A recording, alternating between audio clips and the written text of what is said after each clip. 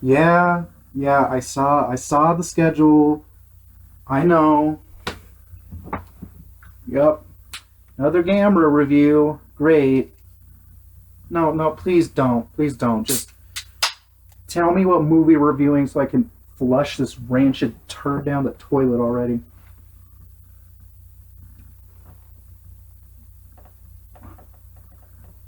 Hold on, you're serious? Really? Oh, oh. No, give me a moment. Give me a moment. Oh god. I am just so happy we're not reviewing another Showa Gamera film. You know what this means, right?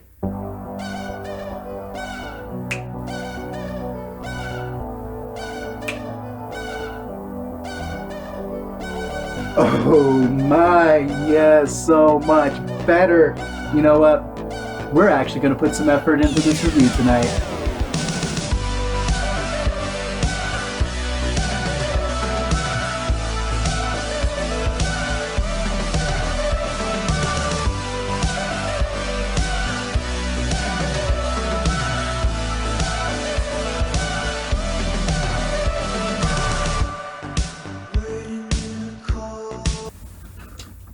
Did you guys miss me? I missed you. It's been too long, Kaiju fans. Welcome back. I'm the Kaijuologist, and I'm here to get drunk and ramble about a marvelous movie. Such a fun movie we get to talk about tonight. And after last time with Space Godzilla, I think it's appropriate. We need something to cleanse the palate. So tonight, join me. We will be doing New Amsterdam Coconut. I love coconut. Let's go for this. Bottoms up, Kaiju fans. Gamera 3, The Revenge of Iris. Yes, 1999, and the conclusion to Kaneko's Gamera trilogy. Now, any Kaiju fan probably has seen this movie 100 times and understands that this is like a huge landmark film within the Kaiju genre. There are very few films as well respected as this film, and for all the right reasons. I think with this film, the smart way to tackle it is just immediately off the bat to understand everything that's really fantastic, what makes this film so important to the genre. I think the first thing you have to get into are the effects. This film is the best argument that I've maybe ever seen for practical special effects. People still in suits, model work, actual sets, actual props in front of the camera. It really doesn't get better, to be honest. The Godzilla series, the Millennium series, there's some pretty sophisticated model work, prop work there. I mean, Godzilla Tokyo SOS, I watched that movie almost exclusively for its special effects. I think those effects are breathtaking, and yet I'm not sure they really even rival this movie. That's how freaking good in 1999 Kaneko and his special effect team just set a ridiculous bar for what you can do with suit work, with suitmation, and I'm not sure anyone has ever topped it, or maybe ever will now, because it's increasingly looking like even Toho and maybe this Gamera revival is all just going to be moving into CGI. The suitmation might be dead, folks, and when you see this movie, you understand why that is such a crying shame. The other area here that the fan base tends to lose its shit over is the human element. It's so unique. They're really, again, it's hard to think of any other film to compare the way the humans and the kaiju interact in this movie. And that's largely what I'm going to be talking about tonight and deconstructing and discussing.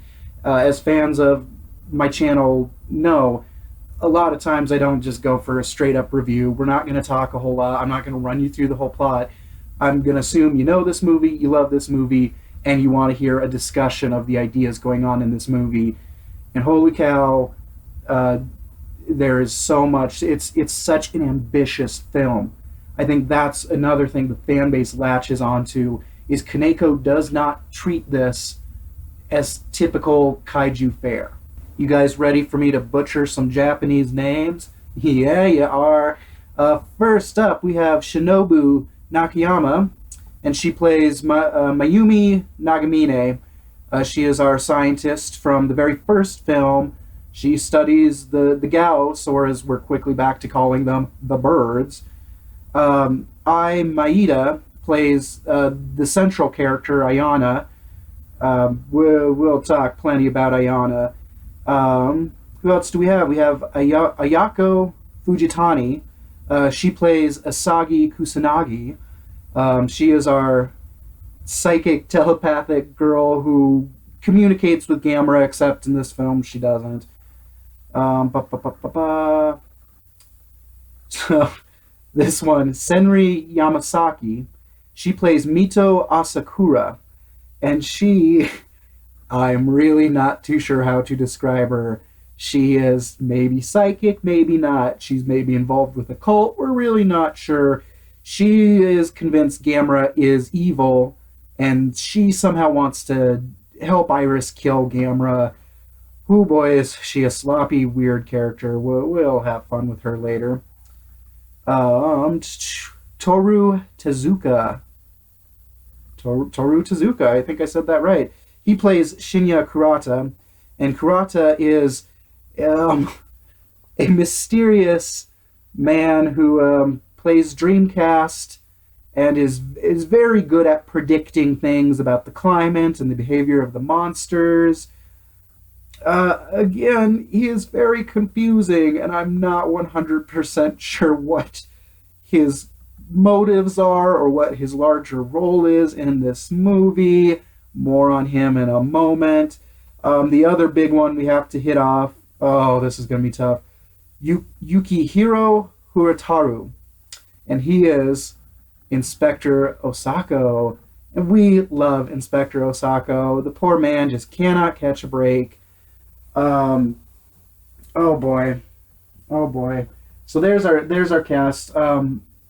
We'll flesh out these characters a little bit, but before I can talk about the characters, I think we need to talk a little bit about what Kaneko is really trying to achieve with this film, which is fascinating. It is, in so many ways, a complete reversal of the typical kaiju film. Our hero Gamera is not all that heroic. In fact, he's pretty terrifying, at times almost sadistically destructive. You know what? Actually, one of the earliest shots in the film really says what I think Kaneko, he lets you know what kind of story you're in for. So right off the bat, we have Ayana, and she's having the dream, she's having her nightmare about remembering when Gamera smashed into the building and accidentally killed her parents and her cat Iris, right? And we see the shot of her as the little kid in the car. She looks up and she sees Gamera, and this is what's interesting. She doesn't see Gamera, and the way the shot is set up, we only see Gamera in a reflection of the car window. And it happens again about halfway through the movie, I forget when. I think it's another dream sequence where she sees Gamera, and he's like super demonic looking, white, the white eye effect that he does with Godzilla later on with GMK, very present here. Gamera looks scaly and I mean, just purely demonic. And that, I think, is the discussion the film wants to have with you, is we spent 2 films trumping up Gamera as a hero, elevating him as, I mean, even in Advent of Legion, left and right, like a Christ figure parallels here, right? And now Kaneko wants to end the trilogy having a very mature and kind of harsh discussion about the reflection, the other side of the story we've been watching. We've had our interpretation. We've had our relationship with Gamera. What about the other side of it? What about all the innocents who are being killed? What about the mana, the energy he absorbs to kill the Legion, to defeat the Gauss? He's weakening the Earth every time he saves the Earth. Asagi has spent the last year or so, I'm not sure, traveling to other countries. She's studying like Buddhist philosophy. She's studying other psychic connections, trying to figure out what that relationship she had with Gamera was. and why is it lost, and maybe how she can help it or get it back. The professor Nagamine, I'm not quite sure how to pronounce her name. Wonderful actress. I adore this actress, and I love this character too, even from Guardian of the Universe, and especially here. I love that she is smart, she's quick on her feet, she can be warm and compassionate, but she doesn't take shit from anyone. She's also she's a great reversal of helpless female scientist or female reporter that we got plenty of that in the 60s and 70s. She's very refreshing. I kind of was bringing this up when I was going through the cast. The analyst dude who is always just doing his weirdest, like, I'm brooding on something, and I'm kind of happy about morbid stuff. I'm just kind of fucking nuts, aren't I? I mean, he's like a caricature of some anime trope. I'm not quite even sure what it is. And then his assistant, I think Miss Akurata or whatever, they kind of drive me nuts, to be honest. I think Kaneko at times maybe threw too many toys out on the board. He just dumped the chest out on the board and went, this is going to add up, and I've got plans for everyone. And then he probably ended up with like a 3-hour cut, and the studio was like, yeah, Kaneko, about all this. And I feel like these two especially, it has taken me, I watched this movie, I'd say on average, once, maybe twice a year for the last like 6-7 years. I've seen this movie a lot.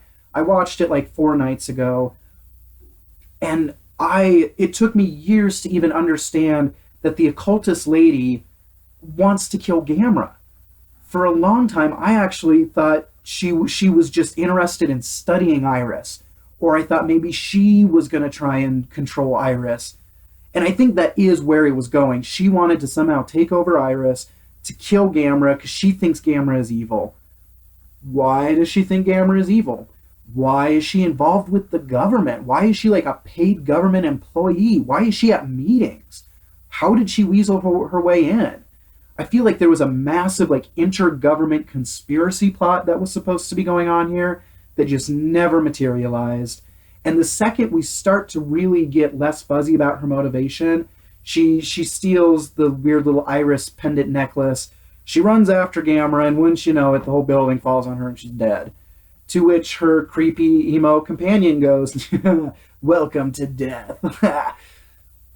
I mean, he's fucking cuckoo for Cocoa Puffs. And it's kind of a shame because we find out he is a really smart scientist in his own right, and he pitches just bizarre exposition through the film. I mean, really fun ideas that we never really get to discuss, never really flesh out, never go anywhere. And then guess what happens? Say it with me, he dies, right?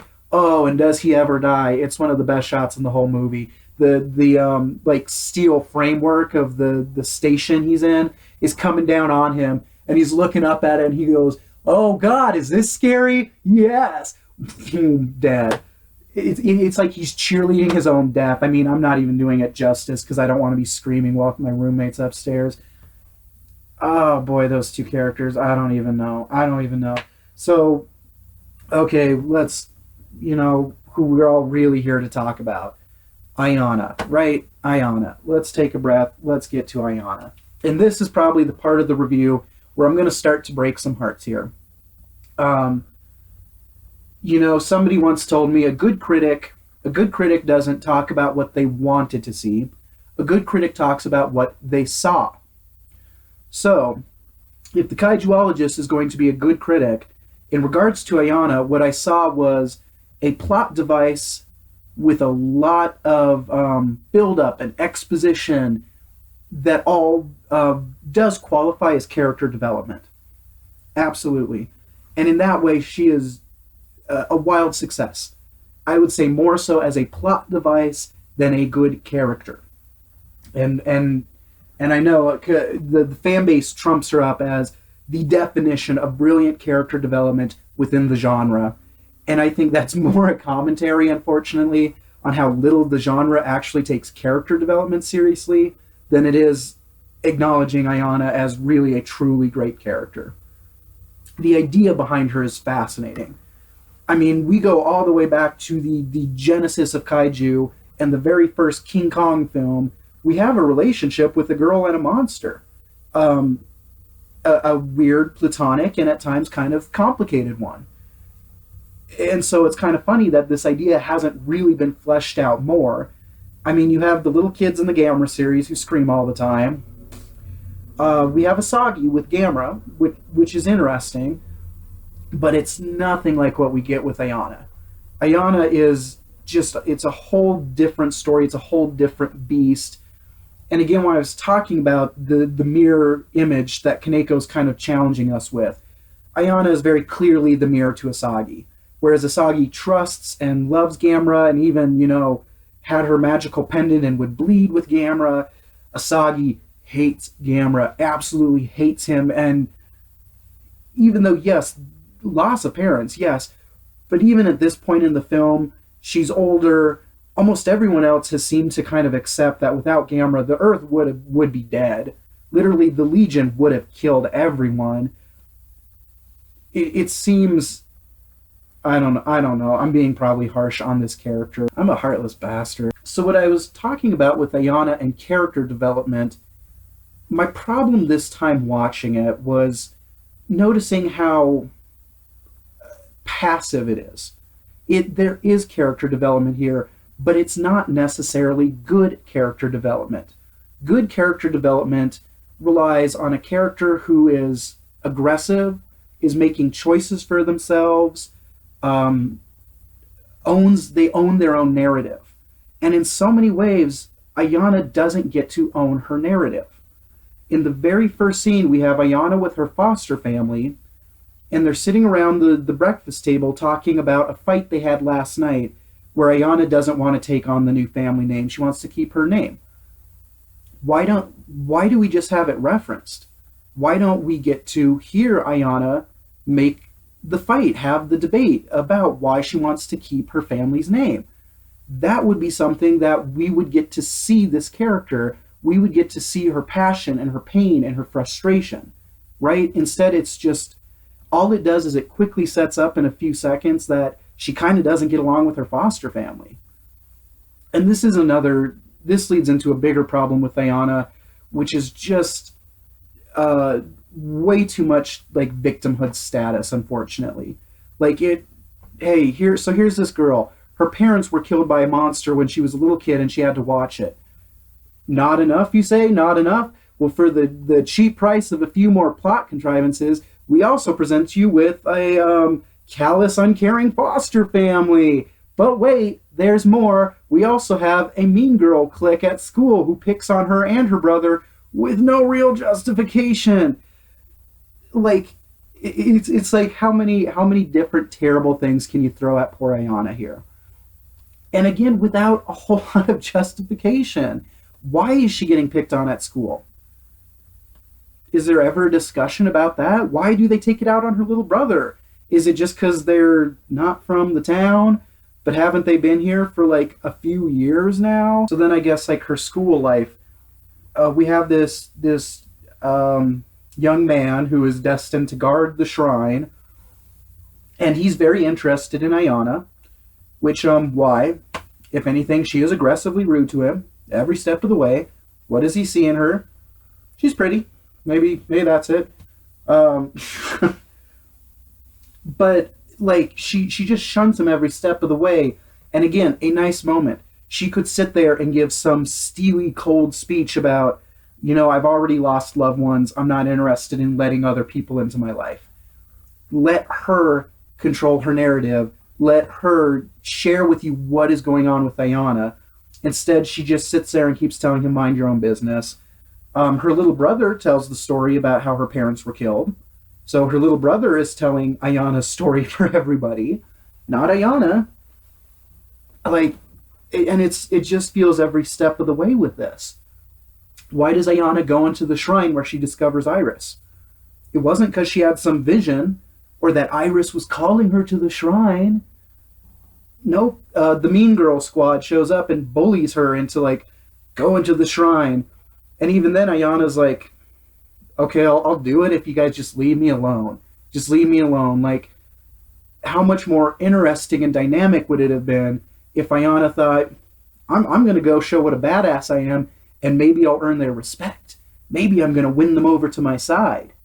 Do you see just like how a subtle little adjustment like that turns Ayana into a moody, brooding, negative ball of very little to actually keep you engaged with her?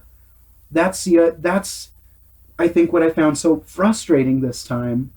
Ayana ends up falling very much in this tradition of female protagonists who aren't really allowed to talk a whole lot, aren't really allowed to help their own plot a lot.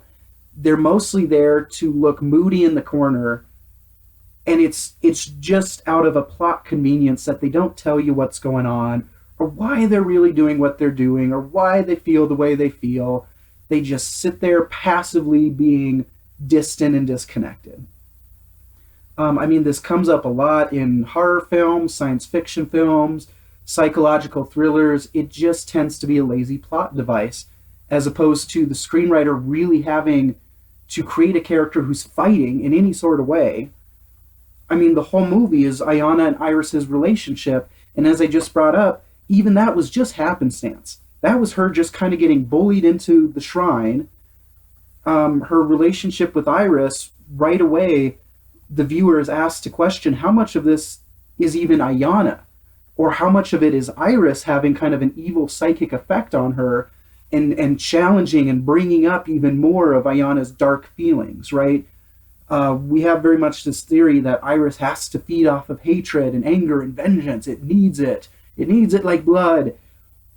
And so, one of the moments where it seems like Ayana is making a definite decision and taking action is she informs our Shrine Temple Guardian kid, I'm gonna raise it as like my own pet monster. It's gonna be a kick-ass like Pikachu type, and then it's gonna go kill Gamera for me. That seems to be her decision, but is it? Considering everything else that goes on with Iris afterwards, I mean, even at the end when she finally does realize, oh, maybe I don't want to meld with this terrible, icky, slimy tentacle demon. Iris is like, nope, fuck you, I'm sucking you right in anyway. So is her decision to raise Iris even her decision? Is her decision to have that creepy sexual encounter in the woods, is that even hers? Or is she being like mind raped right away? And then, but after, Iris sucks her up and cocoons her, oh, it's disgusting. It is so disgusting. She's basically comatose for the last half hour of the movie. She doesn't say anything. She sleeps. She stands there looking really depressive. And the last little minute after, Shrine Boy throws his dagger and it kind of cuts her face, where she's like, oh boy, this is fucked up, isn't it? This is some fucked up shit right here. Tries to run away from Iris and can't at that point. Yeah, I have to admit, I found Ayana very frustrating this time. It's not the actress's fault.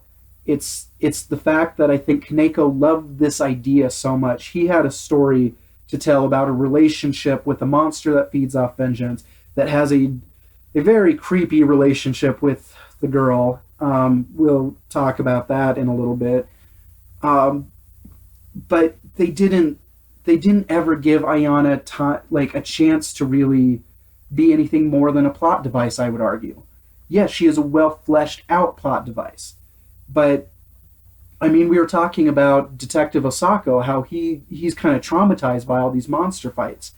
And the first shot we have of Ayana is her, she's waking up from her nightmare. And right there, that could be a very fascinating character challenge. What if instead of just sulking in the corner for the whole movie, we find out very early on that she suffers from like a PTSD type symptom. Maybe the kids are picking on her at school because she sits in class, she hears something falls and breaks and starts screaming and crying because she thinks she's being attacked by a monster. Do you see how all the ingredients are here, but just with a few little tweaks, Suddenly you now have a character that is actively engaged in her world, is actively fighting against something. Instead, what we have with Ayana is a girl who's just very complacent to shun everyone and sit there looking moody broody in the corner, and then let the plot just push her along when it's convenient. She isn't pushing the plot. The plot is pushing her, and that, I think, that's the difference here between character development, which we have. We have character development with Ayana, and a lot of it is sympathetic and understandable, but it is not good character development. It is passive and at times deeply lazy character development. I'm sorry, fan base. That is what I saw with this viewing of the film. And I suppose from there we can really just start moving into the larger plot in general here, which is actually, it's a very fascinating plot. I mean, Ayana's relationship is very unique. It's fun having some of the past characters from Guardian of the Universe come back and see how they've had to cope with this world, where their challenges are.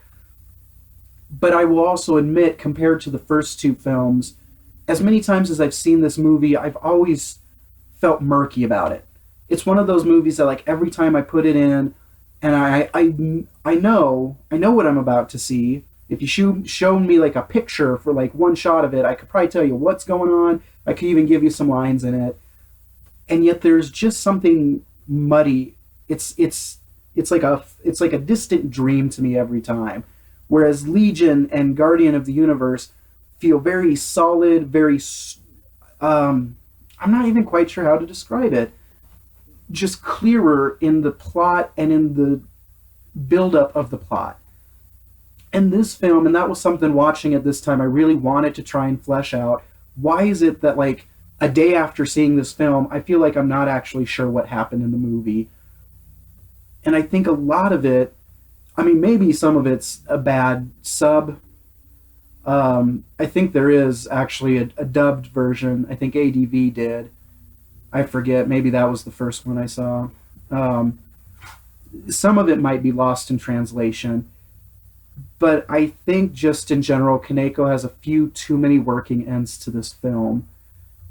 And it makes a really big, bold swing at trying to get into the deeper mythology of Gamera and that pseudo... I mean, it's like mythology and science all at once, of like the past civilization that created Gamera and created the Gauss. And now we think created Iris, but again, that never really gets nailed down the way it did with Legion, the way it did with Gauss. There are just a lot of things that are left loose at the end, and that might be something that Kaneko really wanted with this story. I mean, the fact that the movie ends the way it does, with Gamera supposedly going off to destroy or fight this army of thousands of Gauss, is a very... I love it. I've always loved the ending to this movie. I have no complaints with it, but maybe it's indicative of what he wanted with this movie. Was he did want to raise a whole lot of questions, and maybe wanted to, thumb in your eye for a moment that life doesn't give you all the answers. This is a dark, tragic kaiju film, and this is one of the bitter pills you have to swallow about the realities of the world, is you don't get a lot of answers. So while we're having a discussion about the plot, I think it seems only natural that we need to have a bit of a discussion about our two leading kaiju here, Gamera and Iris. Because this is also, when I talk about the plot feeling a little fuzzy and confusing, I think a lot of it comes down to these two monsters. How about we start with Iris? I adore Iris. Holy freaking crap. It is a powerhouse design. It is unlike any kaiju you've seen, and yet it is very convincing. It is very fascinating to look at, and that design actually is, I think, symbolic and is pushing a darker, nastier metaphor with all of Iris's design. Fits into the story Kaneko is telling very specifically, maybe more specifically than any other kaiju out there. The exception maybe being the smog monster. There are thematic elements here Kaneko wants to discuss, and he reflects them so well in Iris. It's brilliant. I love Iris, and that's also why I'm kind of disappointed that we don't get more out of Iris. The fan base seems pretty comfortable with this narrative that Iris is the villain, is this demon who specifically feeds off of anger, vengeance, hatred. It possibly was, its whole purpose is to fight with Gamera and kill Gamera, and that it's a twisted, nasty demon, right? And there's a lot of, you can absolutely make that argument comfortably.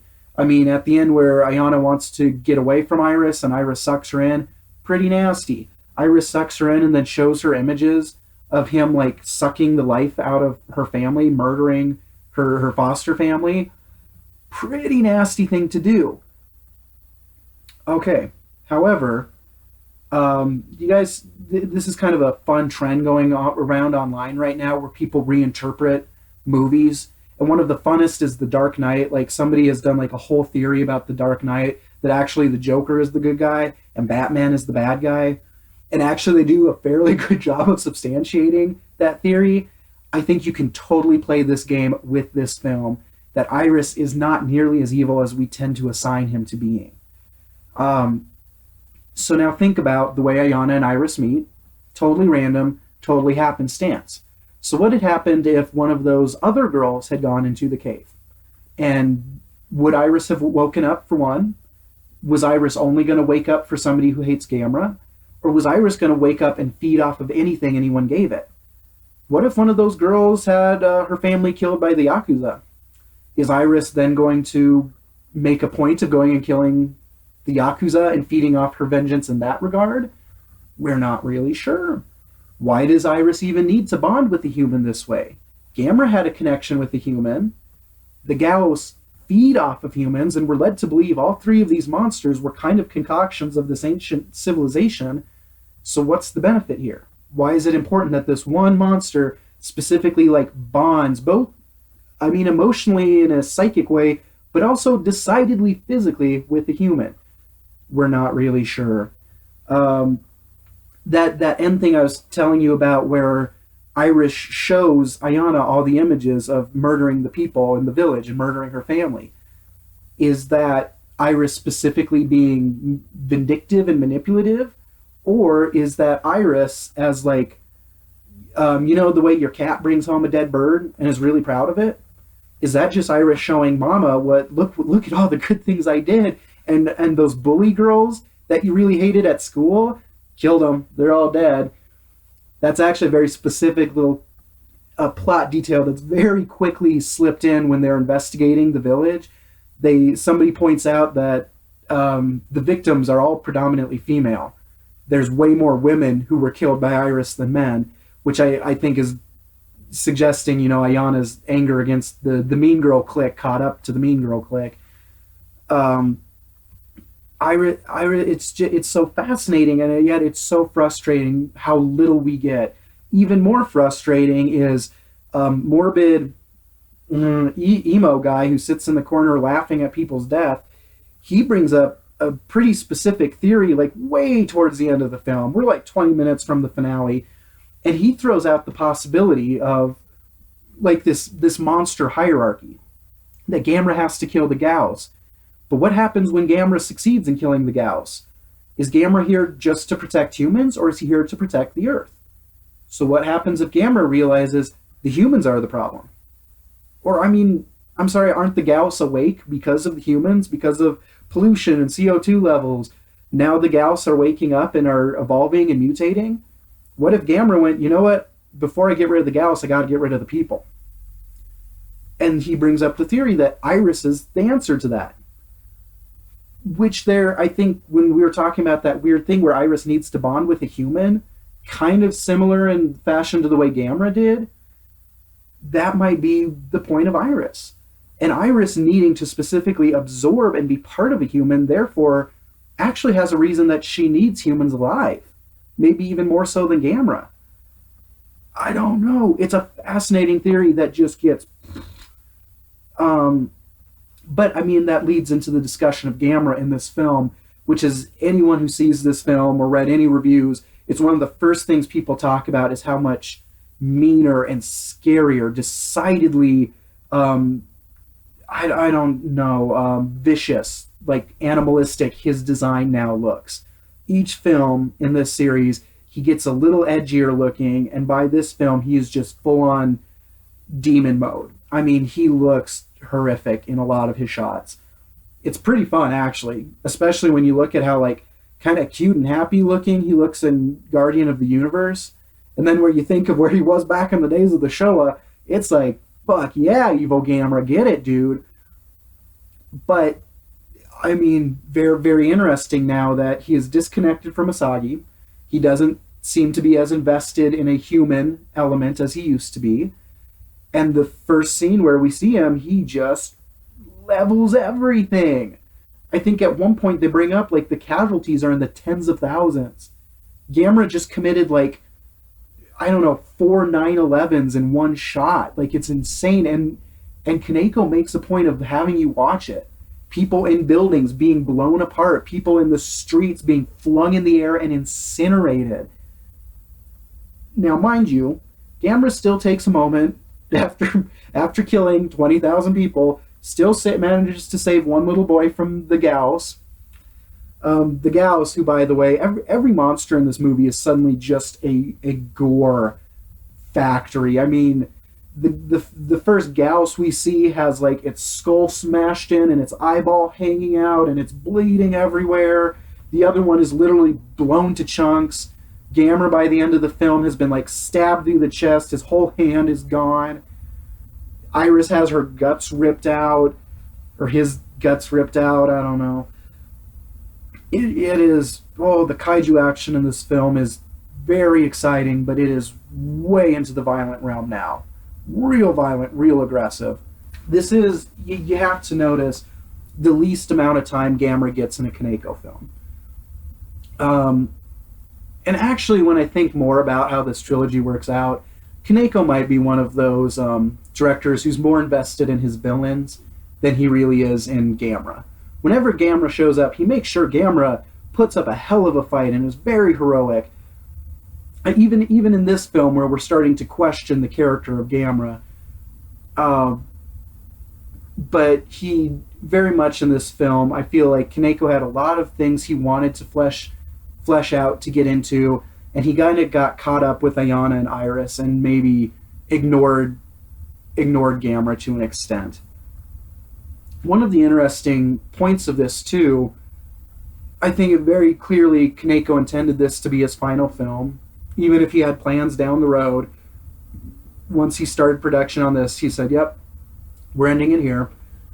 So with, say, Godzilla vs. Destroya, we go through the whole movie knowing Godzilla's going to die, and it's only in the very last shot that we see Godzilla melting and we see skeletal Godzilla there and just the flesh dripping off his bones. And this film goes for the opposite route. There's not necessarily any advertisement that Gamera has to die in this film, except one of the very first shots where we have a whole graveyard of dead Gamera bones sitting there. Right away, he's punching you in the face with probably going to be the last one. You should start thinking about the mortality of Gamera right here and now, folks. But if we're getting into loose ends in the plot, hi, Graveyard of Gameras. How interesting and cool is that? Why does that never get to come up again in the film? I mean, I think the creepy emo anime character, he brings it up at some point about, like, that they were failed Gameras, that this Gamera was the only one that survived because he could absorb the mana energy. But we needed more. We wanted more. The Graveyard of Gameras is so cool and interesting. I wish this movie had, like, just 15 more minutes. I know it's a rare thing in a kaiju film to say, man, some exposition would have been awesome. I know. But really, this whole world, this mythology and everything Kaneko has set up is so fascinating. I wish we got more of it. I think the next thing we should probably start getting into here are some of the themes and the motifs that Kaneko is playing around with here. You know, I talked a lot about, in Gamera 2, Advent of Legion, there's a lot of really interesting biblical imagery going on.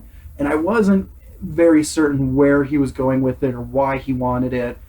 And it's even more fascinating than when you think about the follow-up film, where we are frequently making the discussion, both with the imagery and the characters themselves are having the discussion, that Gamera's not actually all that good. He in himself is kind of like the nuclear bomb, right? Like people say it was good we dropped the nuclear bomb. It ended World War II. And the consequences and the aftermath lasted for years and years and years and years and years and left a horrible cultural scar. It's like you think Gamera's a good thing, maybe he's not. The larger ramifications of him aren't. Kaneko kind of ditches the heavy biblical references this time around.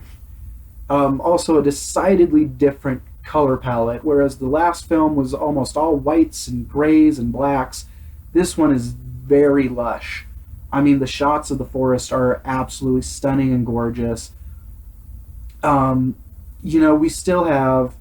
have Gamera getting speared through the hand for it's like every film now he has to have his hand freaking injured, and then he blows he blows off his whole arm because that's how a badass handles that situation. So we still have, kind of that self-sacrificial thing that Gamera has to go through. And one of the other interesting, I suppose, biblical parallels, and I'm probably reaching here, folks, we go through a quick little crash course of Japanese mythology. I think it's Ayana's foster brother who's explaining about, like, the guardians of the north and the south, and we bring up the phoenix bird, which seems immediately to be referencing Gauss, since we keep calling Gauss a bird again. And Gamera is one of these, and then we talk about the water snake of, like, the east or whatever, which I've always assumed has to be Iris, right? Because when Iris first comes out, it is a lot more snake-like, and it's just a bunch of tendrils, basically. I always kind of wondered if the parallel there, too, by identifying him as the water snake, is a reference to, like, the Adam and Eve snake who tempts Eve. Iris tempts Ayana and thus robs her of her innocence. Boy does he. I suppose that maybe then is the transition. Time to get the kids out of the room, because I don't know how to discuss these themes in this film without just being pretty graphic. So, fun fact here, Kaneko, as I understand it, I'm not sure he did, like, full-out porn films, but he did, I think, like, kind of soft soap opera type films, chick flicks, that most of the point was to, like, watch people rub against each other and slowly undress each other. That's where he got a start in the film industry. So a lot of critics and reviews bring up the fact that, the scene with Ayana where suddenly she's unbuttoning her blouse out of the blue, not actually that unusual for Kaneko. And if you consider this is his first time in the Gamera series, putting his stamp on the screenplay as well, makes a lot of sense. But why? Where was all of this going? I think the bigger thing with Iris is sort of a loss of innocence thing with Ayana. It's a bizarre literary device, actually, that comes up frequently, where the moment of the loss of innocence gets tied in both to violence and sexual imagery. I had a good example of this. Give me a minute. There was Lord of the Flies.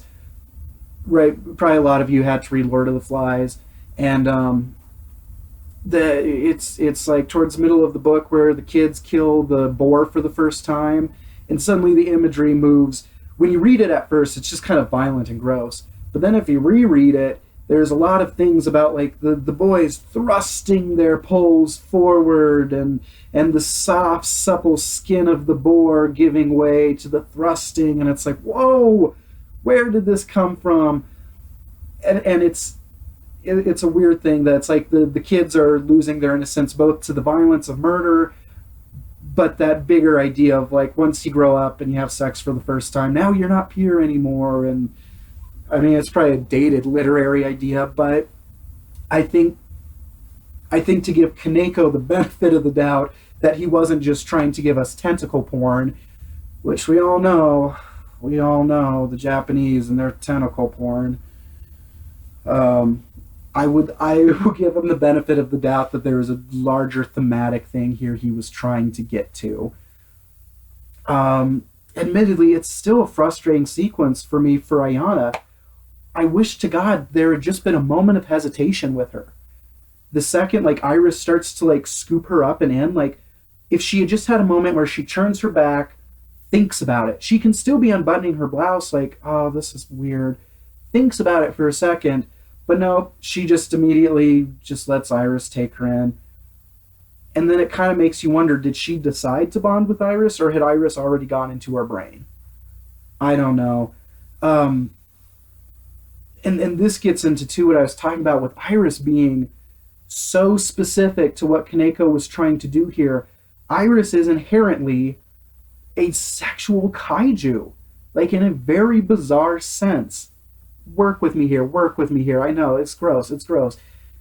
So the baby form of Iris, right, its skull and its head is not spiky and nasty. It's pretty cute, it's pretty soft, it's pretty rounded, and it's also pretty phallic, and it's just constantly rubbing all over her face. The scene where she finally bonds with Iris, right? Think about this. She meets Iris. He's laying out there. He's all tiny and cold and shriveled up and dead looking. She pets him a little bit. Suddenly, he grows bigger than he ever has. He stands nice and full and erect, and suddenly she is undoing her blouse. You see where I'm going with this, folks? Kaneko was very specific about this monster.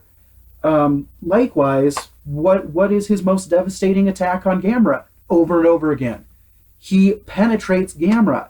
He takes a giant freaking spear and stabs it through Gamera. Like 3 times he does this. I know, I'm probably ruining this movie for you. You probably never thought of it this way. But take it in this time. It's not subtle. Alright, folks. We gotta wrap it up. Am I right? Yes, I'm right. It's good to be back. Thank you for enjoying the evening with me and listening to my always rambly dissections of the movies that we love. Long live the kaiju.